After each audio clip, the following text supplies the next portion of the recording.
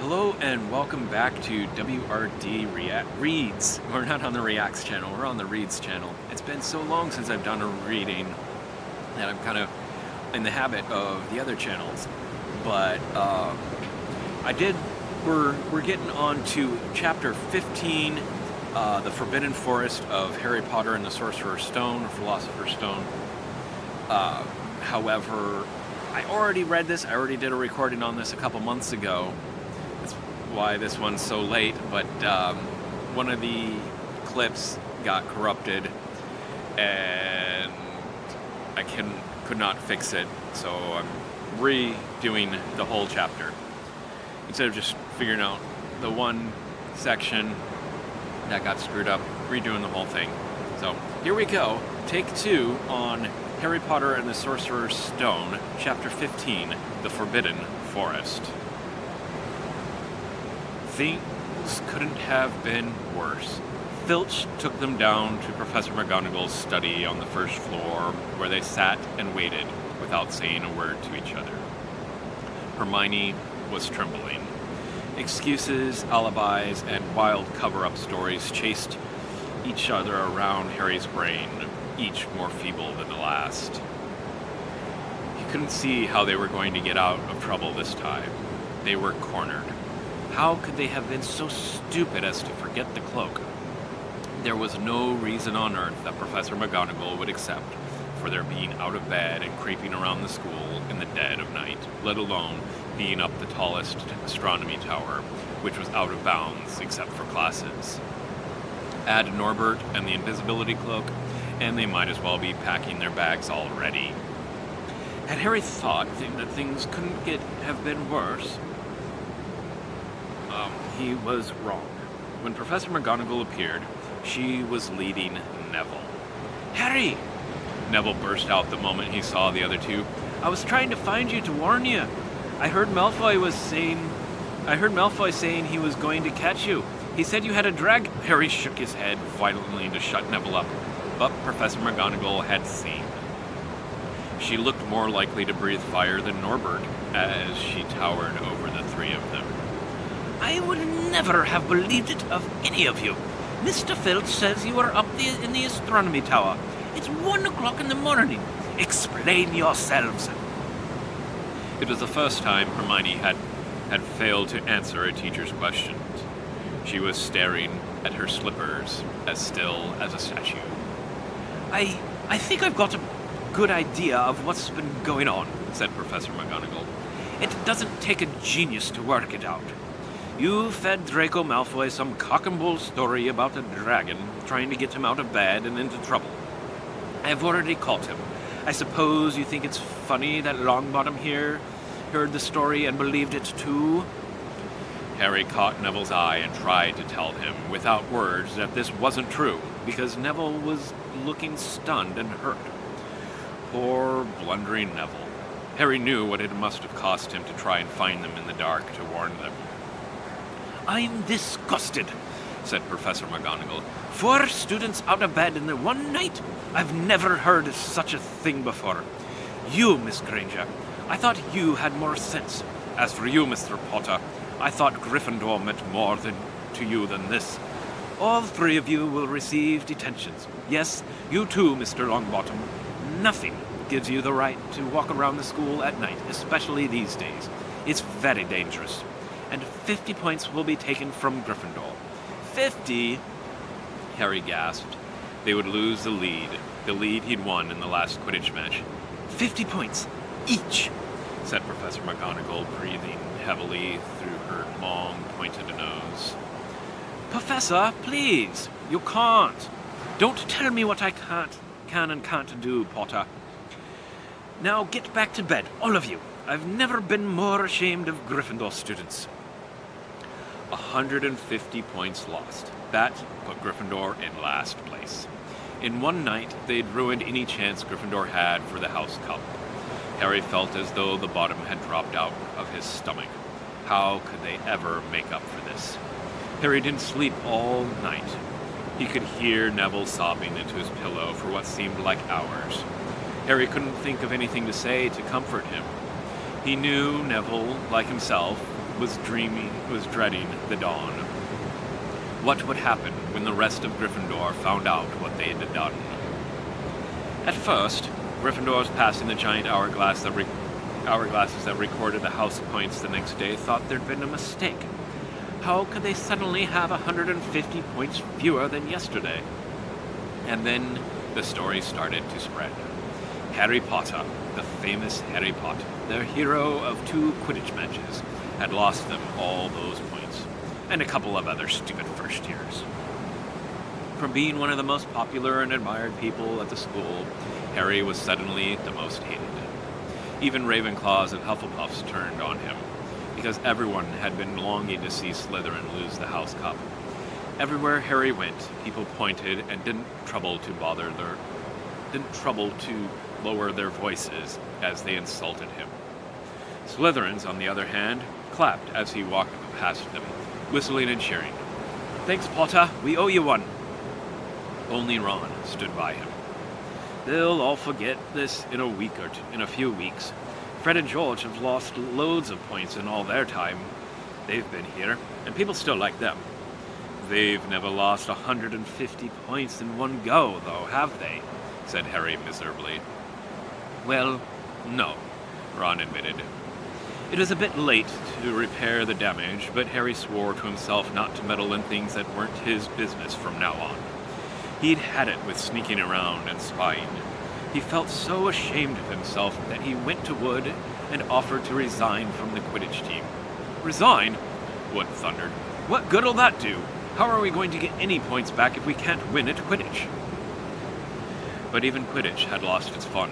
The rest of the team wouldn't speak to Harry during practice, and if they had to speak to him about him, they called him the Seeker. Hermione and Neville were suffering too. They didn't have as bad a time as Harry because they weren't as well known, but nobody would speak to them either. Hermione had stopped drawing attention to herself in class, keeping her head down and working in silence. Harry was almost glad that the exams weren't far away. All the studying he had to do kept his mind off his misery. He, Ron, and Hermione kept to themselves, working late into the night, trying to remember the ingredients in complicated potions, learn charms and spells by heart, memorize the dates of magical discoveries and goblin rebellions. Then, about a week before the exams were due to start, Harry's new resolution not to interfere in anything that didn't concern him was put to an unexpected test. Walking back from the library on his own one afternoon, he heard somebody whimpering from a classroom up ahead. He drew closer. As he drew closer, he heard Quirrell's voice. No, not again, please!" It sounded as though someone was threatening him. Harry moved closer. All right, he heard Quirrell sob. Next second, Quirrell came hurrying out of the classroom, straightening his turban. He was pale and looked as though he was about to cry. He strode out of sight. Harry didn't think Quirrell had even noticed him. He waited until Quirrell's footsteps had disappeared, then peered into the classroom. It was empty, but a door stood ajar at the other end. Harry was halfway toward it before he remembered what he'd promised himself about not meddling. All the same, he'd have gambled 12 Sorcerer stones that Snape had just left the room. And from what Harry had just heard, Snape would be walking with a new spring in his step. Quirrell seemed to have given in at last. Harry went back to the library where Hermione was testing Ron on astronomy. Harry told them what he'd heard. "Snape's done it then," said Ron. "If Quirrell's told him how to break his anti-dark force spell." "They're still fluffy, though," said Hermione. "Maybe Snape's found out how to get past him without asking Hagrid," said Ron, looking up at the thousands of books surrounding them. "I bet there's a book somewhere in here telling you how to get past a giant three-headed dog. So what do we do, Harry?" The light of adventure was kindling again in Ron's eyes, but Hermione answered before Harry could. "Go to Dumbledore. That's what we should have done ages ago. If we try anything ourselves, we'll be thrown out for show." "But we've got no proof," said Harry. Quirrell's too scared to back us up. Snape's only got to say he doesn't know how the troll got in at Halloween, and that he was nowhere near the 3rd floor. Who do you think they'll believe? Him or us? It's not exactly a secret we hate him. Dumbledore will think we made it up to get him sacked. Filch wouldn't help us if his life depended on it. He's too friendly with Snape, and the more students get thrown out, the better he'll think. And don't forget, we're not supposed to know about the stone or Fluffy. That'll take a lot of explaining. Hermione looked convinced, but Ron didn't. If we just do a bit of poking around... No, said Harry flatly. We've done enough poking around. He pulled a map of Jupiter toward him and started to learn the names of its moons. The following morning, notes were delivered to Harry, Hermione, and Neville at the breakfast table. They were all the same. Your detentions will take place at 11 o'clock tonight. Meet Mr. Filch in the entrance hall. Professor McGonagall. Harry had forgotten they still had detentions to do in the fervor over the points they'd lost. He half expected Hermione to complain that this was a whole night of studying lost, but she didn't say a word. Like Harry, she felt they deserved what they'd got. At 11 o'clock that night, they said goodbye to Ron in the common room and went down to the entrance hall with Neville.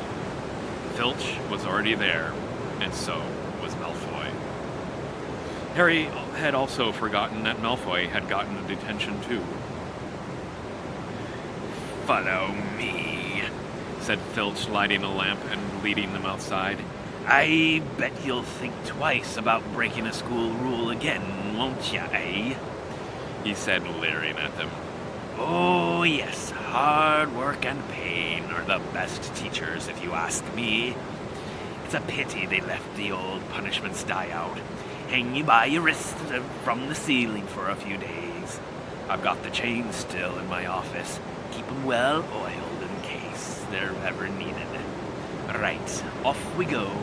And don't think of running off now, or it'll be worse for you if you do." They marched off across the dark grounds. Neville kept sniffing. Harry wondered what their punishment was going to be. It must be something really horrible, or Filch wouldn't be sounding so delighted. The moon was bright, but clouds scudding across it kept throwing them into darkness. Ahead, Harry could see the lighted windows of Hagrid's hut. Then they heard a distant shout. "Is that you, Filch? Hurry up! I want to get started." Harry's heart rose. If they were going to be working with Hagrid, it wouldn't be so bad. His relief must have shown on his face because Filch said, "I suppose you think you'll be enjoying yourself with that oaf. Well, think again, boy. It's into the forest you're going, and I'm much mistaken if you'll all come out in one piece." At this, Neville let out a little moan, and Malfoy stopped dead in his tracks. "The forest?" he repeated, and he didn't sound quite as cool as usual. "We can't go in there at night. There's all sorts of things in there. Werewolves, I heard." Neville clutched the sleeve of Harry's robe and made a choking noise. "That's your problem, isn't it?" said Filch, his voice cracking with glee.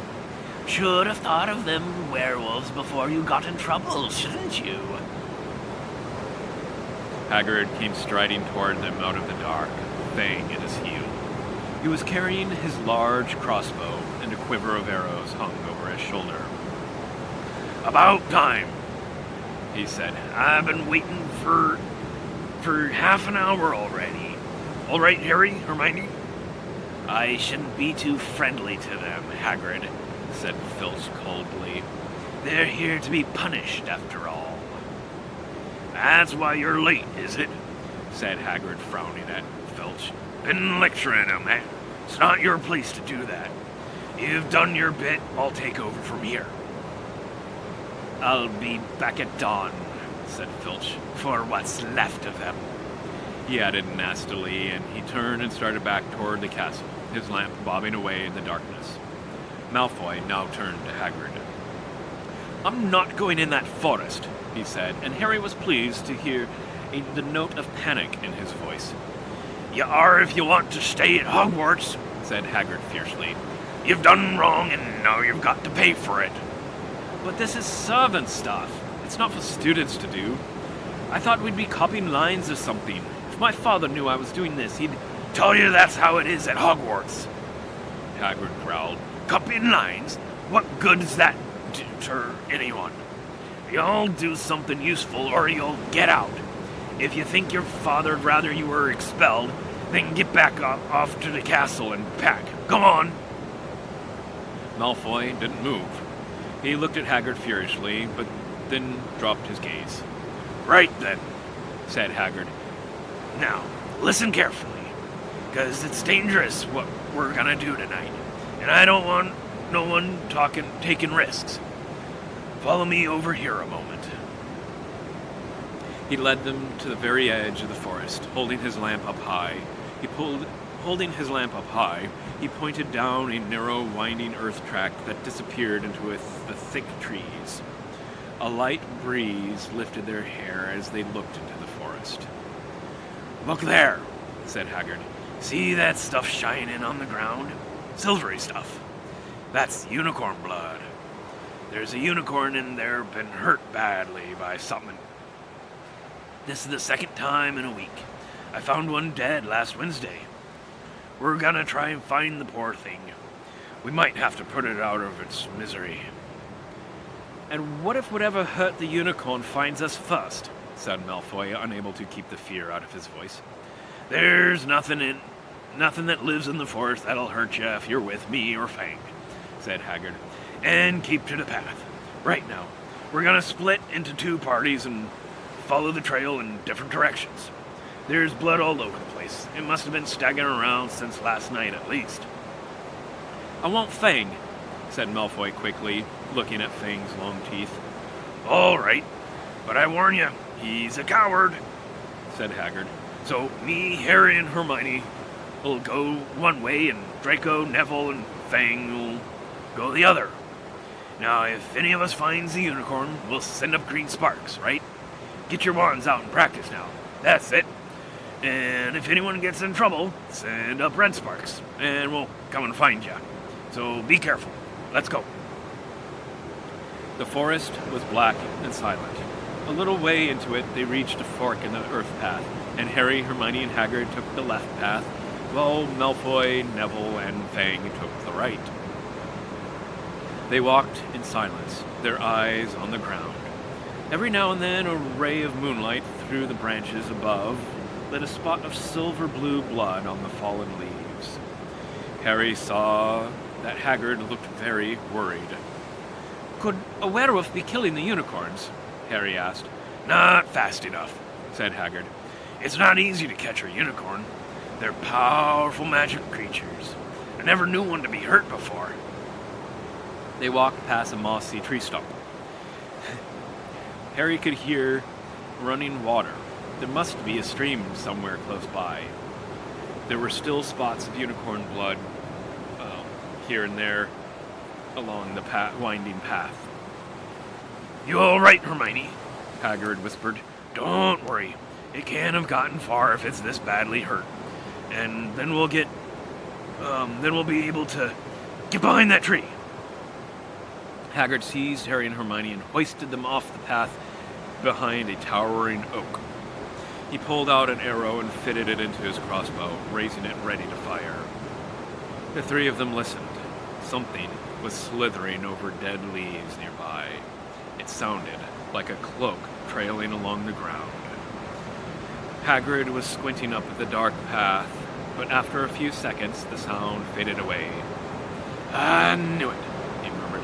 There's something in here that shouldn't be. A werewolf, Harry suggested.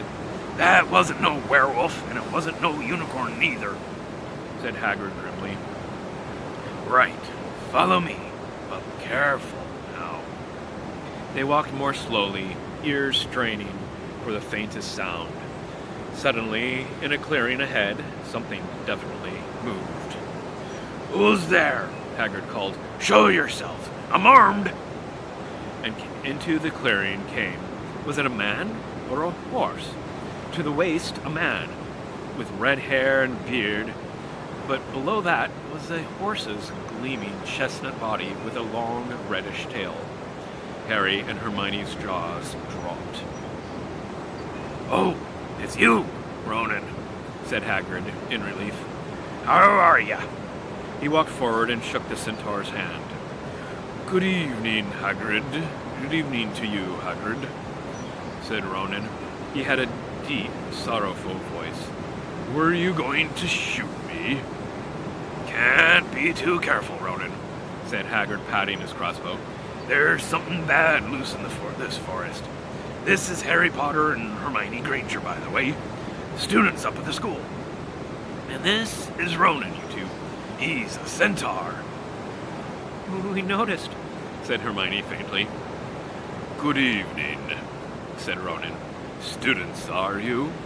And do you learn much up at the school?" A bit," said Hermione timidly. "A bit? Well, that's something." Ronan sighed. He flung back his head and stared at the sky. "Mars is bright tonight."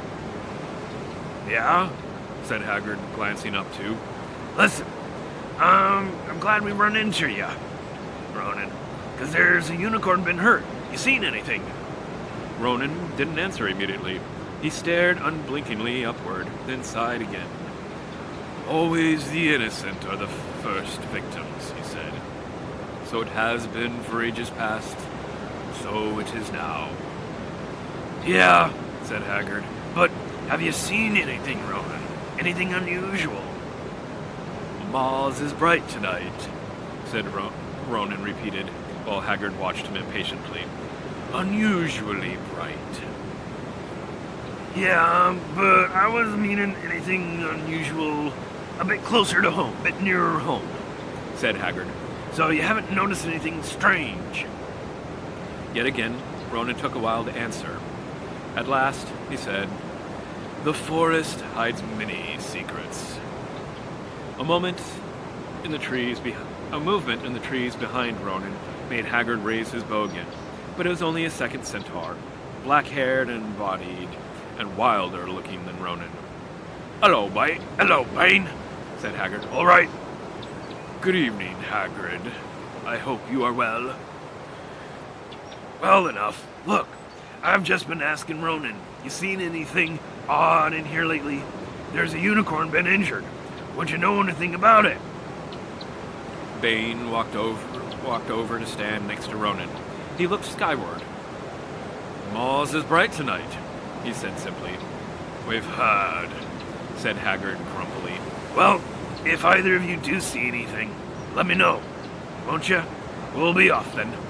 Harry and Hermione followed him out of the clearing, staring over their shoulders at Ronan and Bane until the trees blocked their view.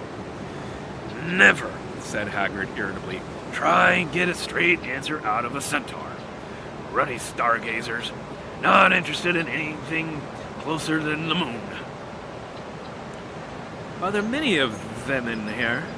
asked Hermione. "Oh, a fair few. Keep to themselves, mostly. But they're good enough about turning up if I ever want a word. They're deep-mind centaurs. They know things. Just don't let on much." "Do you think that was a centaur we heard earlier?" said Harry. "Did that sound like hooves to you? Nah, if you ask me, that's what's been killing the unicorns. Never heard anything like it before." They walked on through the dense and dark trees. Harry kept looking nervously over his shoulder. He had the nasty feeling they were being watched.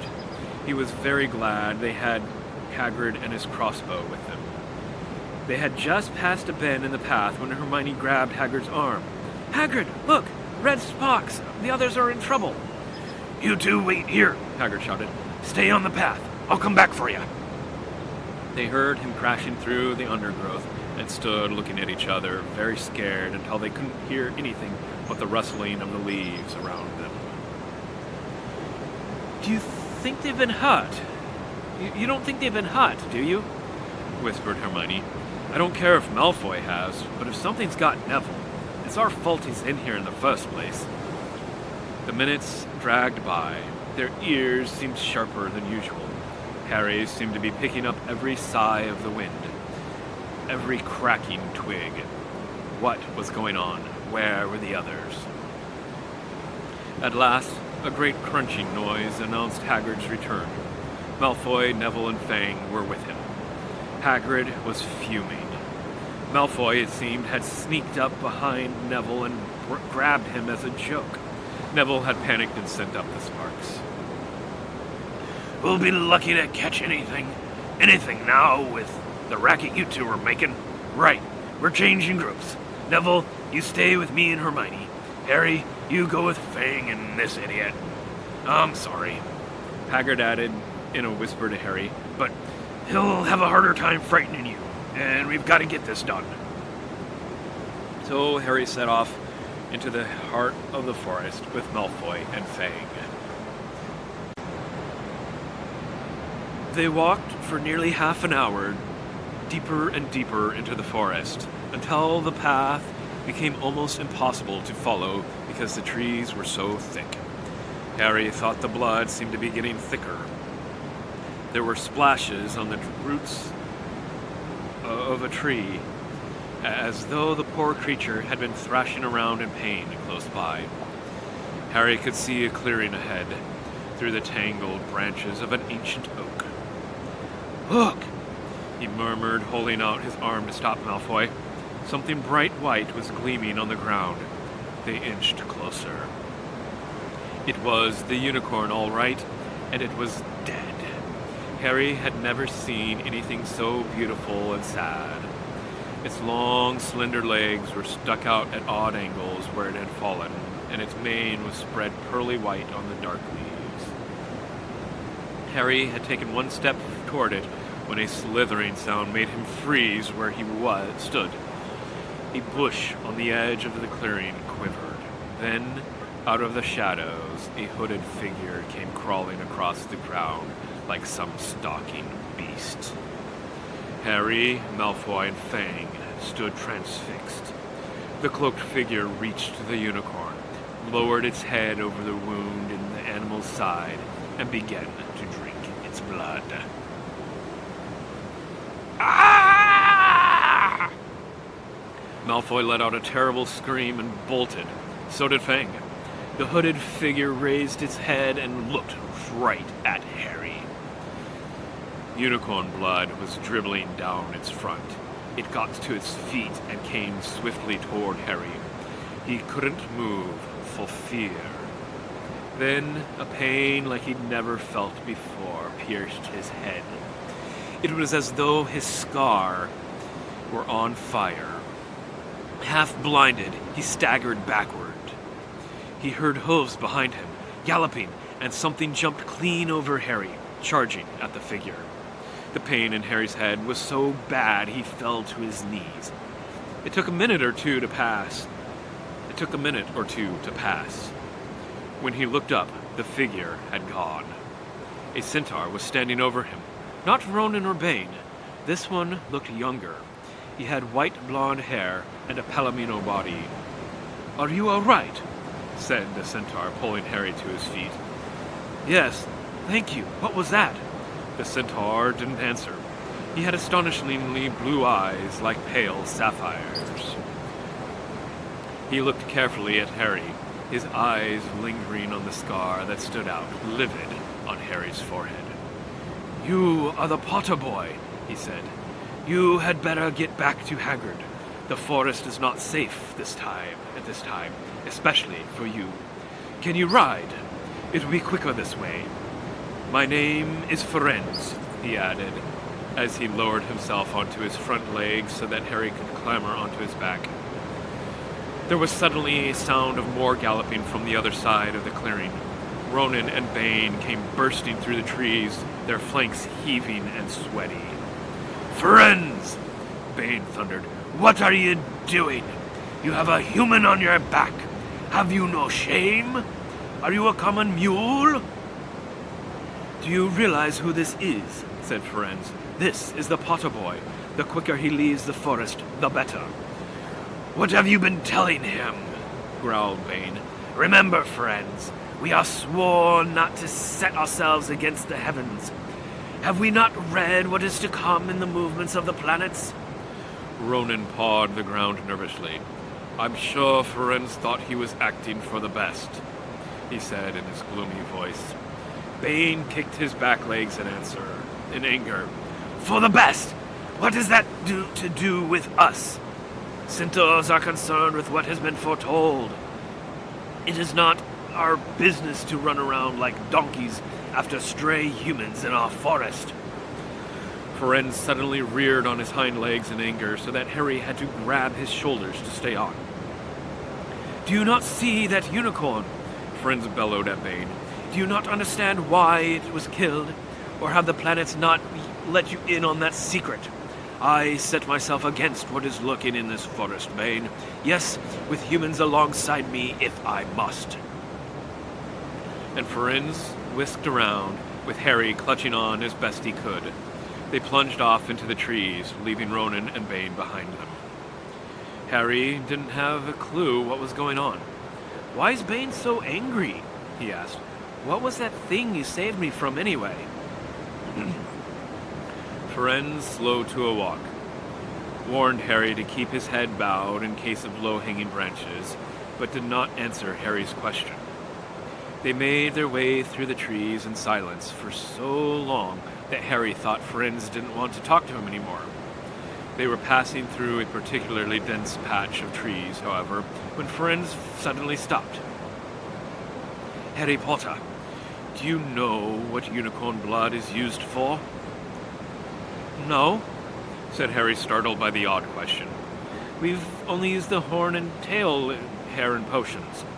That is because it is a monstrous thing to slay a unicorn, said Firenze. Only one who has nothing to lose and everything to gain would commit such a crime. The blood of a unicorn will keep you alive, even if you are an inch from death, but at a terrible price. You have slain something pure and defenseless to save yourself, and you will have but a half-life, a cursed life from the moment the blood touches your lips. Harry stared at the back of Firenze's head, which was dappled silver in the moonlight. But who'd be that desperate? Harry wondered aloud. If you're going to be cursed forever, death's better, isn't it? It is, Firenze agreed. Unless all you need is to stay alive long enough to drink something else. Something that will bring you back to full strength and power. Something that will mean you can never die. Mr. Potter, do you know what is hidden in the school at this very moment? The Sorcerer's Stone! Of course, the elixir of life. But I don't understand who... Can you think of nobody who has waited many years to return to power, who has clung to life, awaiting their chance? It was as though an iron fist had clenched suddenly around Harry's heart. Over the rustling of the trees, he seemed to hear once more what Hagrid had told him on the night they had met. Some say he died. Codswallop, in my opinion. Don't know if he had enough human left in him to die. Do you mean... Harry croaked. That was Vol... Harry! Harry, are you all right? Hermione was running toward them down the path, Hagrid puffing along behind her. I'm fine, said Harry, hardly knowing what he was saying. The unicorn's dead, Hagrid. It's in the clearing back there. This is where I leave you, Firenze murmured as Hagrid hurried off to examine the unicorn. You are safe now. Harry slid off his back. Good luck, Harry Potter, said Firenze. The planets have been read wrongly before now, even by centaurs. I hope this is one of those times. He turned and cantered back into the depths of the forest, leaving Harry shivering behind him. Ron had fallen asleep in the dark common room, waiting for them to return. He shouted something about Quidditch fouls when Harry roughly shook him awake. In a matter of seconds, though, he was wide-eyed as Harry began to tell him and Hermione what had happened in the forest. Harry couldn't sit down. He paced up and down in the front of the fire. He was still shaking. Snape wants the stone for Voldemort, and Voldemort's waiting in the forest, and all this time we thought Snape just wanted to get rich. Stop saying the name, said Ron in a terrified whisper, as if he thought Voldemort could hear them. Harry wasn't listening. Friend saved me, but he shouldn't have done so. Bane was furious. He was talking about interfering with what the planets say is going to happen. They must show that Voldemort's coming back. Bane thinks Friend should have let Voldemort kill me. I suppose that's written in the stars as well. Will you stop saying the name? Ron hissed. So all I've got to wait for now is Snape to steal the stone. Harry went on feverishly. Then Voldemort will be able to come back and finish me off. Well, I suppose Bane will be happy. Hermione looked very frightened, but she had a word of comfort. Harry, everyone says Dumbledore's the only one you-know-who was ever afraid of. With Dumbledore around, you-know-who won't touch you. Anyway, who says the centaurs are right? It sounds like fortune-telling to me, and Professor McGonagall says that's a very imprecise branch of magic. The sky had turned light before they stopped talking. They went to bed, exhausted, their throats sore. But the night's surprises weren't over. When Harry pulled back his sheets, he found his invisibility cloak folded neatly underneath him. There was a note pinned to it, just in case. There's the end of chapter 15. There's a storm coming in where I am at. That's why I've bundled up additionally through the video. It is getting cold, and the air is very wet, very moist, and my arthritis spine is hurting, and the kidney stone is hurting. So I'm going to hopefully have enough light or power to get this video edited and exported and uploaded. I'm working on uploading some of my reaction videos currently on WRD Reacts channel, onto the Patreon for that. Join my Patreon for reaction videos, full-length reaction videos to... I did do Secrets of Dumbledore, but that was one of the first things I did. But recently I'm doing Starfleet Academy and A Knight of the Seven Kingdoms and starting Stranger Things. Because I have not... I guess I watched season 1 of Stranger Things a while back. But it was a while back, and so I'm catching up on it. So rewatching season 1, and then I'll be moving on to season 2 of Stranger Things, and then on to season 5 where we're at now. Lots of... And there's, of course, other things, House of the Dragon, Doctor Who, Sudi's Doctor Who, and many, many other awesome stuff. So join me over there, join the Patreon, and just $2 a month is all that's needed. And episode 1 of each season is going to be freely available, so you won't need Patreon to watch episode 1. But beyond episode 1 is $2 a month. Just to try to get you in the door if you want. And of course the reading and reaction video and commentaries are also supposed to be on my Patreon. Video.williamsrdan.com, my name in reverse. The video subdomain, or just to my website, also down in the description, and you'll find the link to the video subdomain. I gotta get packed up and, well, I'd say into my warm RV, but my heater's dead, so I no longer have warmth besides coats and running my oven. So I'll maybe preheat my RV to 425. Preheat my RV to 400 degrees. That'll be great. It's the only heat that I have currently. So my oven and stove, I guess, but that doesn't work as well as the oven. So yeah. Thank you for joining me for this. Sorry it takes so long for me to get these out, medical issues. If you've watched the commentated readings, you see me having seizures. And that's why these take so long to get out. But I will, hopefully, a couple days after the storm ends, because the storm's going to be a couple days, hopefully I can get back into the next chapter. What's our next chapter title? I don't remember the next chapter title. After the Forbidden Forest. Oh yes, Through the Trapdoor. Chapter 16, the next to last chapter. Got 2 more chapters to go. Let's hopefully we'll finish it before 2027. The way we've been going, it might not happen, but we will try to. Hopefully this summer I can do more. I've got more power, more battery, and I'm going to get more solar. Check out my throne to help me with solar and stuff, so that I can do more and recharge my bigger battery bank and stuff, so I can actually use the batteries through the night, have the batteries recharged during the day. That would be greatly appreciated. Thank you. Like, comment, and subscribe. Catch you on the flip side. May the chaos of your existence be beneficial.